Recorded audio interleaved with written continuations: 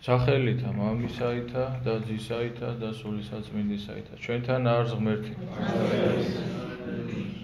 მოგილოცავ დღევანდელ დღეს ქრისტეს მიერ ჩვენო საყვარელო, ჩვენო შვილებო, ჩვენი ეკლესიის, ჩვენი დედა ეკლესიის შვილებო. დღევანდელ დღეს ეკლესია დღესასწაულობს და მოისენიებს ერთ-ერთ წმინდა ასურელ მამათაგანს, ღირს ზენონ იყალთოელს და ასევე მოისენიებს წმინდა მოწამე ლონგინოს ასის თავს, რომელი იყო წინაშე ჯვრისა უფლისა. მე შენდობას ვითხოვ ღირსი მამის წინაშე, ზენონ იყალთოელის წინაშე, მისი ღვაწლის მოთხრობა და დიდება მისი საქმის და მისი ღვაწლის, რომელიც მან გასწია ჩვენთვის, ჩვენი პირდაპირი მოვალეობა არის, მაგრამ დღევანდელ დღეს მე აი ამ ორი წმინდანიდან მინდა რომ გითხრათ და გესაუბროთ წმინდა მოწამე ლონგინოს ასის თავის შესახებ და შენდობა მინდა ვითხოვო ღირსი მამის წინაშე და სახარებაც ორი იყო წაკითხული, ერთი საზოგადო ღირსთა სახარება წავიკითხეთ და მეორე წავიკითხეთ სახარება, რომელიც თავდება ესეთი სიტყვებით: მათეს თავისაგან, ხოლო ასის თავმან მან და მისთანათა, რომელიც სვიდეს იესოს, იხილეს რა ძრვა იგი და რა იგი იქმნა, შეეშინა ფრია და იტყოდეს, ჭეშმარიტად ზეღმრთისა იყო ესე. ესე იგი, ქრისტე რომ მოვიდა ამ ქვეყნიერებაზე, იცით თქვენ რომ პირველი აღსარება ჩვენი, პირველი მრწამსი, პირველი საუკუნის ეკლესიის მრწამსი იყო ესეთი: მრწამს იესო ქრისტე ძეღვრთისა. აი შემდეგში უკვე ნიკია კონსტანტინოპოლის მრწამსი ვისი ჩვენ, სადაც თავიდან ბოლომდე განსაზღვრული არის ყველა დოგმატური საკითხი, რომელიც არის ჩვენ სარწმუნოებაში, მაგრამ პირველი მრწამსი ეს იყო.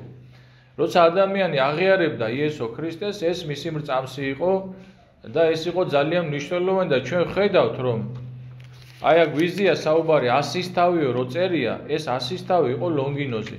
თქვენ იცით მოგეხსენებათ რომ ეს არის დიდი თანამდებობა, ადმინისტრაციულ ერთეულებად ესე იყო რომის იმპერიის მიერ დაყოფილი და ასის თავი იყო საკმაოდ დიდი თანამდებობა. ვიზია საუბარი, ახლა ვიზე ვლაპარაკობ, სახარებაში რო წერია, ეს არის სწორედ ის ლონგინოს ასის თავი, რომელსაც დღევანდელ დღეს ეკლესია მის ხსენებას განაჩინებს. წმინდა მოწამე ლონგინოს ასის თავი, რომელი იყო წინაშე ჯვრისა უფლისა. ესე იგი, მას დაქვემდებარებული ყავდა კიდევ ბევრი, მას ემორჩილებოდნენ და როდესაც ქრისტე შეიპყრეს და პილატემ თავისი განაჩენი გამოიტანა, თავისი უმჟავრო მსჯავრი და უფალი შეუყენეს, შეუდგა უფალი გოლგოთის გზას, აი ამ გოლგოთაზე სწორედ მორიგეობა შეხვდა სწორედ აი ამ ლონგინოს ასის თავს, იქ რომ წესრიგი დაემყარებინა და სწორედ ლონგინოზი იყო უშუალოდ ვინც იდგა უფლის ჯვართან.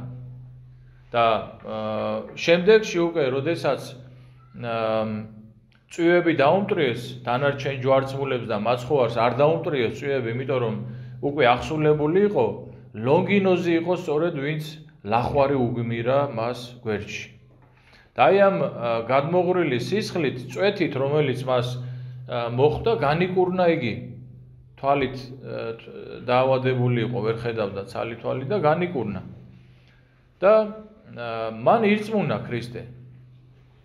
მაგრამ მაშინ ესე აღიარება პირდაპირ, აი მე მწამს ქრისტე, ამას დიდი ძალები ჭირდებოდა, რა თქმა უნდა, ღმერთი ადამიანის ძალებს ითვალისწინებს, ყოველთვის შეიწყნარებს ადამიანის უზრუნველობას. აი ერთ-ერთი მაგალითად, ვინც ჯვრიდან გარდა მოხსნა ქრისტე, მაგალითად იოსებ არიმათიელი, ნიკოდიმოსი, ესენი იყვნენ ფარისეველთა ჯგუფის წევრები და ისინი ღამღამობით მოდიოდნენ ხოლმე უფალთან. ღამღამობით მოდიოდნენ და ეკითხებოდნენ და იცოდნენ რომ ჭეშმარიტს ქადაგებდა უფალი, მაგრამ აღიარები ჯერჯერობით ვერ აღიარებდნენ.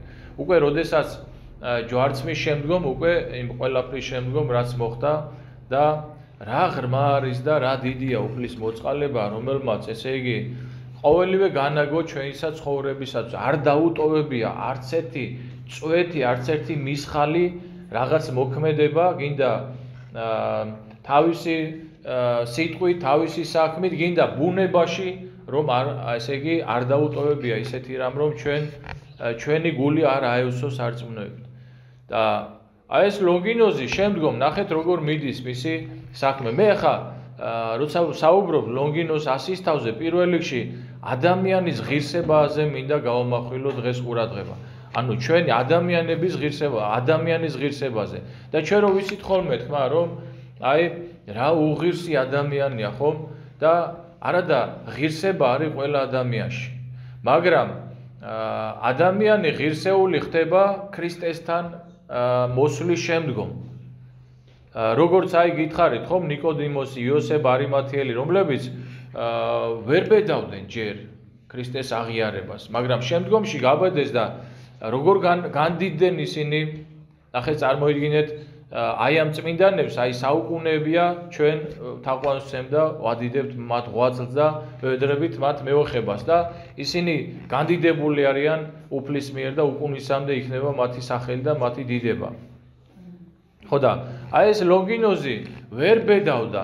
ესე იგი აი ეს სიტყვები მას ეკუთვნის სწორედ რომ ჭეშმარიტად ზეღთვისა იყო ესე, აი უფალი რო აღესულა უფალი, მაგ დროს მიწისძვრა მოხდა, მაგ დროს აღდგენ მკვდრები, გამოვიდნენ და ქალაქში უამრავ მოიხილეს ეს სასწაული, მაგ დროს განიპო კრეცაბელი, მაგ დროს დაბნელდა მზე, ესე იგი ბუნება ვერ იტვირთა დანახვა, ღმერთი ჯვარზე გაკრული ღმერთის დანახვა ვერ იტვირთა ბუნებამ. და ამ დროს ადამიანებმა, ესე იგი, რას ვამბობდი, ეხლა რომ ქრისტეს არ დაუტოვებია რესურსი არანაირი, რომ ჩვენთვის გამოხსნელი მოძღვრება ჩვენთვის არ ეხადაგა და ჩვენს გულებში არ ჩაიდო, მაგრამ ადამიანმა როგორ გადაიხადა ეხა ეს სამაგიერო, ადამიანმა იმ წუთში არ დაიტოვა არც ერთი რესურსი, რომ რამენაირად ქრისტე დაემცირებინა და ჩვენ ხედავთ, აი წავიკითხეთ სახარება, როდესაც მიდიან მასთან და ეუბნებიან დასცინიან ჯვარცმულ ქრისტეს და ეუბნებიან რომელიო დახსნი ტაძარს ამას და მესამე დღეს აღაშენებ იხსენ თავითვისი უკვე თუ ძეხარ მთისაო გადმოდიო ჯვარიდანო ადამიანები ეს უბრალო ადამიანები ანუ ადამიანებმა არ ესე იგი დავინანეთ რესურსი იმისთვის რომ ბოლომდე დაგვემცირებია ქრისტე და ამ დროს ქრისტე აი ამ დროს როდესაც ადამიანები ესე მიმართავენ ისიც რას ფიქრობს აღსრულდა თუ არ აღსრულდა ყველაფერი რითაც უნდა გამოიხსნეს ეს ადამიანები გესმით და როდესაც უკვე აქვე წერია სახარებაში რომ წყალი მოითხოვა წყურო და ყველაზე მტანჯველი რაც იყო ჯვარცმულისთვის ვინაიდან და რადგან სისხლისგან იცლებოდა და წყალი სყურდებოდა და ითხოვა წყალი ჯვარზე გაკრულმა ქრისტემ და აქაც ადამიანმა თავისი რესურსი არ დააყოვნა და ღრუბელი ძმარში დაასველა და ეს მიაწოდა და რა თქმა უნდა ვერ დალია მაცხოვარმა და ამის მერე ამბობს უფალი ყოველივე აღსრულებულ არის ანუ რას გეუბნებით უყურე როდესაც ადამიანი ყველა რესურსს ეძებს იმისთვის რომ რამენაირად დაამციროს ჯვარზე გაკრული ქრისტე ამ დროს ქრისტე ფიქრობს რომ აღსრულდა თუ არ აღსრულდა ყოველივე რაც ამ ადამიანების გადარჩენას ემსახურება და იქვე აი ლონგინოზიც ხო იგივე აი ლახვარი უგმირა ეს რა იყო ესეც ერთ-ერთი იყო ესე იგი ადამიანების მხრიდან რომ ბოლომდე ესე იგი გამოავლინეს თავისი ბოროტება და ქრისტემ აი ეს გამოვლენილი ბოროტება სწორედ რომელიც გამოავლენა ადამიანმა მიალურსმა ჯვარზე მიალურსმა და ამით დაამარცხა საბოლოოდ ბოროტება და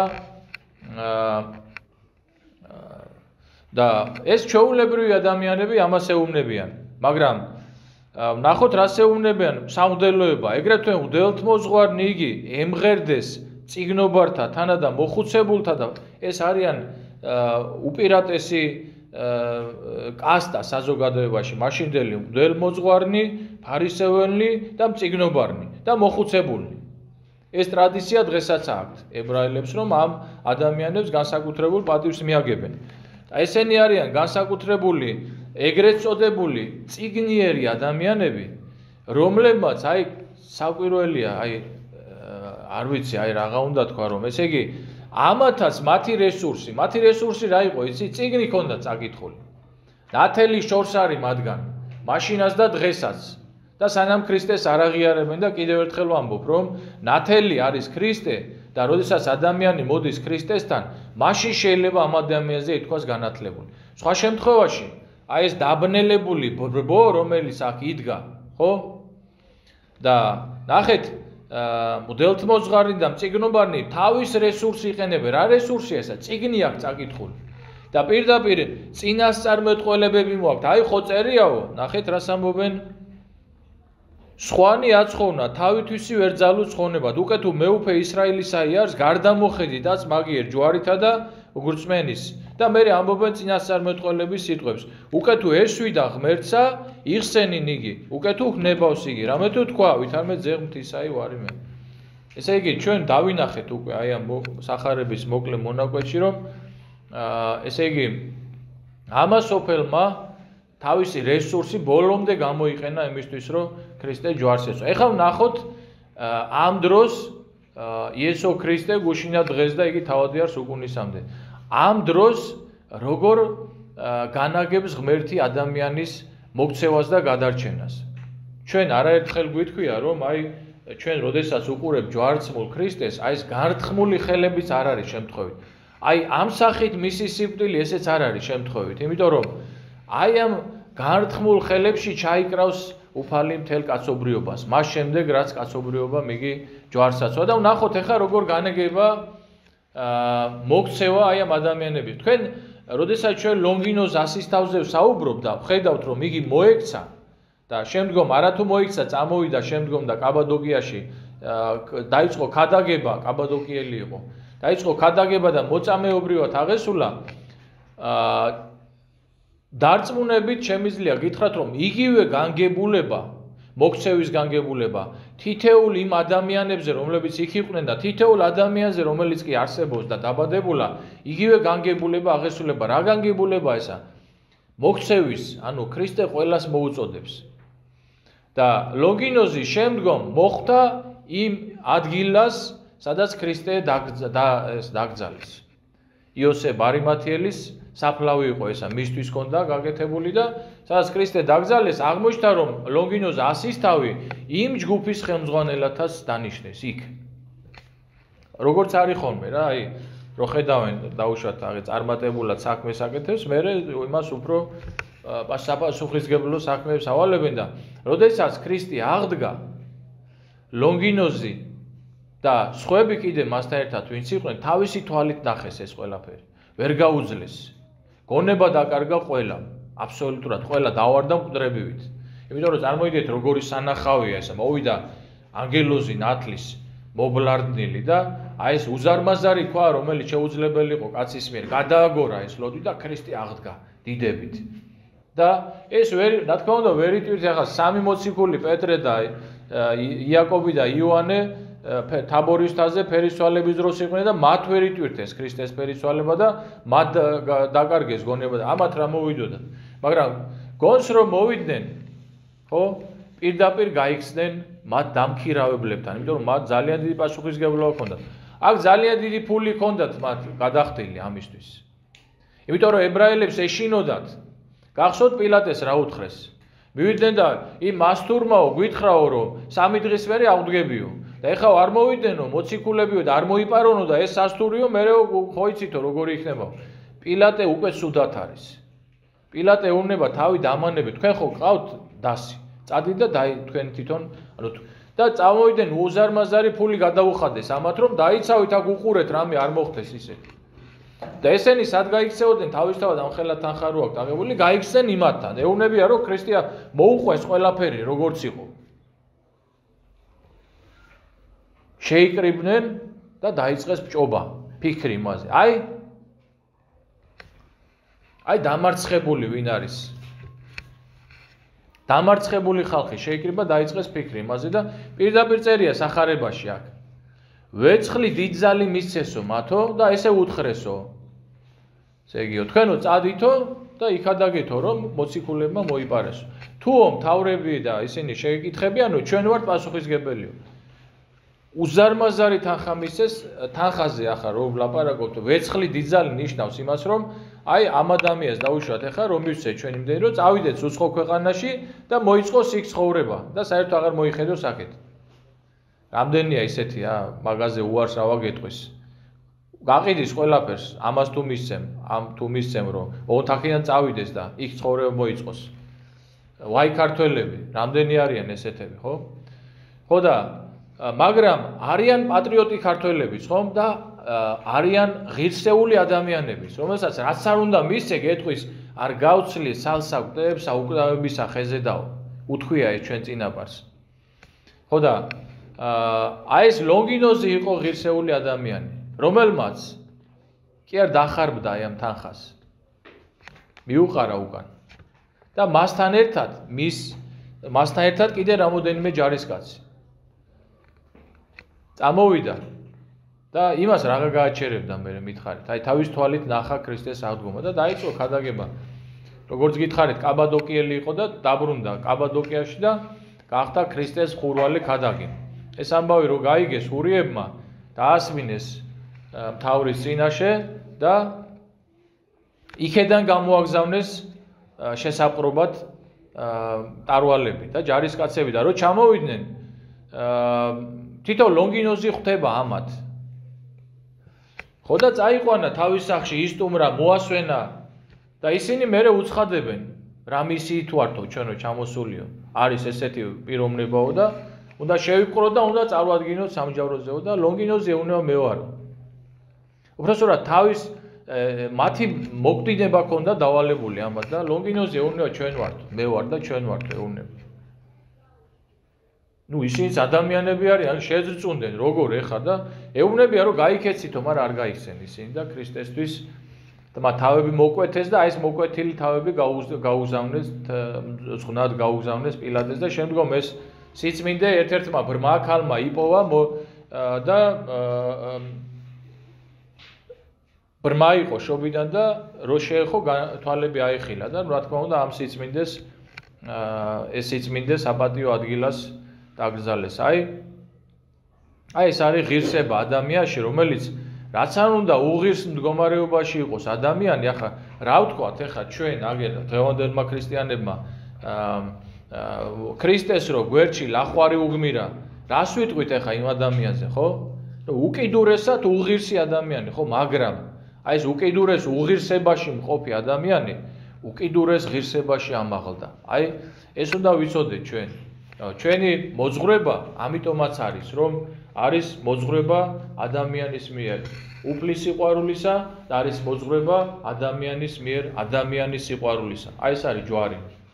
გესმით ხო და ჩვენ უნდა ვიცოდეთ, რომ აი ეს დიდი ღირსება თითოეულ ჩვენთაგანში არის. ამიტომ ადამიანი, აი მე ხშირად გეუბნებით ხოლმე, რომ თუ კი რამე ხდება ამ სამყაროში, თუ კი რამე მომხდარა, თუ კი რამე თუნდაც აი რო შემოდიხართ აი ლიტურგიკული სივრცე და გეუბნებით ხოლმე, რომ ყველაფრის ყოველთვის ყველაფრის ცენტრში დგას ადამიანი. მაშინაც კი, როდესაც სამყარო შექმნა ღმერთმა ადამიანმა, ადამიანი ბოლო მე-6 დღეს შექმნა, მაგრამ როგორც წმინდა მამები განგვიმარტავენ, ადამიანისთვის შეიქმნა ყველაფერი. ადამიანი დგას, აი გახსოვდეთ, ყველას და ყველაფერზე წინ უნდა იდგეს ადამიანი. თუ ესე არ არის, ჩვენ გინდა საუბარში, გინდა ჩვენს აზროვნებაში, გინდა ჩვენ მოქმედებაში, საქციელში, ხომ, თუ ეს ასე არ არის, ჩვენ ვწდებით. ეს ძალიან ფილოსოფიური და ღრმა თემა არის. აი, უყურეთ რას გეუბნებით. ნებისმიერ ჩვენ ფიქრში, ჩვენ სიტყვაში, ჩვენ საქმეში, თუ კი ცენტრში არ დგას ადამიანი, ხომ? ჩვენი ფიქრი, ჩვენი საქმეს და ჩვენი სიტყვაც აუცილებლად არის შემცდარი. ეს გვახსოვდეს და ეს დავიმახსოვროთ დღევანდელ დღეს და წმინდა ლონგინოს ასისთავის ლოცვითა და მეუხებით მოგცეთ თქვენ ღმერთმა გულისხმიერება იმისთვის, რომ აი ამას თუ გაიაზრებთ, ხომ? თქვენ იცხოვრებთ, თქვენ დარჩენილ ცხოვრებას გაატარებთ შეგნებულად. შეეცადეთ, რომ გაიაზროთ ესა, რომ ადამიანი იდგეს ცენტრში ყველა ჩვენი სიტყვის და საქმის და მოქმედების. ამინ.